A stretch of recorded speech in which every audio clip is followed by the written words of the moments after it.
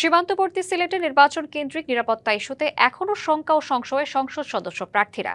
সম্প্রতি সীমান্ত এলাকা থেকে বেশ কিছু অস্ত্র ও বিস্ফোরকের চালান আটক করে বিভিন্ন বাহিনী।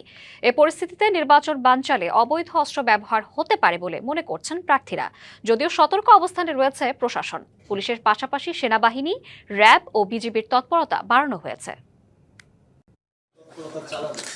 সম্প্রতি সুনামগঞ্জ থেকে 280 রাউন্ড শটগানের কার্তুজ সহ দুজনকে গ্রেফতার করে র্যাব। এছাড়াও জৈন্তাপুরের একটি পরিত্যক্ত বাসা থেকে 20টি পাওয়ার জেল বিস্ফোরক এবং 10টি ডেটোনেটর সহ একটি পাইপ গান উদ্ধারের কথা জানায় সংস্থাটি। এভাবে প্রায়শই উদ্ধার হচ্ছে ছোটখাটো বিস্ফোরক ও অস্ত্র। সূত্র বলছে, থানা থেকে লুট হওয়া অস্ত্রের 20% এখনও উদ্ধার হয়নি।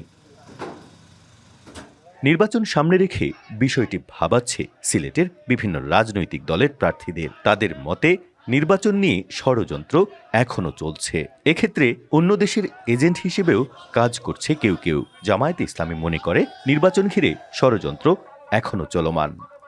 একটা গ্রুপ এই নির্বাচনকে বানচাল করার জন্য আপনার চেষ্টা করছে। আইন শৃঙ্খলা বাহিনী এবং আর্মি বিশেষ করে যে উদ্যোগ নিচ্ছে, এটা শক্ত করে এই ধরনের ষড়যন্ত্র কোনো কিছু করতে পারবে না ইনশাআল্লাহ। অনেক আছে যারা অন্য দেশের এজেন্ট হিসাবে কাজ করতেছে, এদের কাছে নিশ্চয়ই অনেক অবৈধ অস্ত্র রয়েছে। ভোটারের নিশ্চয়তা, নিরাপত্তার স্বার্থে যে দলেরই হোক, এটা হি শুড বি পানিশড।